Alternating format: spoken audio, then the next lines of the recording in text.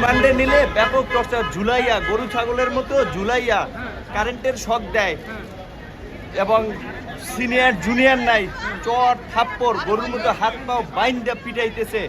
বারবার রিমান্ডে নিলে আরো টর্চার করবে। আপনারা আইনগতভাবে বলেন, রিমান্ডে নিলে যে রিমান্ডের যে নির্দেশনা, যে একজন ম্যাজিস্ট্রেট রিমান্ডে একজন ম্যাজিস্ট্রেট যে উপস্থিত থাকা অবস্থায় যে কথা বলবে সেইভাবে ব্যবস্থা করতে, টর্চার করে সবাইকে ব্যাপক মাত্রায়, যেন রাজনীতি না করে। অনেকের কাছে মুসলেকা চায়, মুসলেকা যে বাইরে যেন রাজনীতি না করে। আর আমাকে বিশেষ করে, আমি কেন নির্বাচনে গেলাম না, 12 কোটি টাকা আমার অফার দিয়েছে, স্বরাষ্ট্রমন্ত্রী বাসায় নিয়ে গেছে, তারপর আমি কেন নির্বাচনে গেলাম না, শেখ হাসিনাকে নিয়ে গালিগালাজ করি, বক্তব্য দেই সরকারকে নিয়ে। এই কারণে আমাকে যারা ছাত্রলীগপন্থী অফিসার তারা ইচ্ছা মতো ফুটবলের মতো, আমি একটা ফুটবল ডিবি কার্যালয়, আমি একটা ফুটবল ছিলাম, এইটুকু আপনাদেরকে বলি।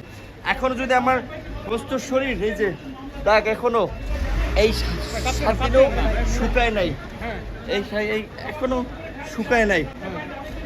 আপনারা একটু এইটা তো বলেন অন্তত, রিমান্ডে যে আমরা এই সরকারের পতন ছাড়া আমাদের বাঁচার এবং জাতির মুক্তির পথ নাই। সরকার পতন না হওয়া পর্যন্ত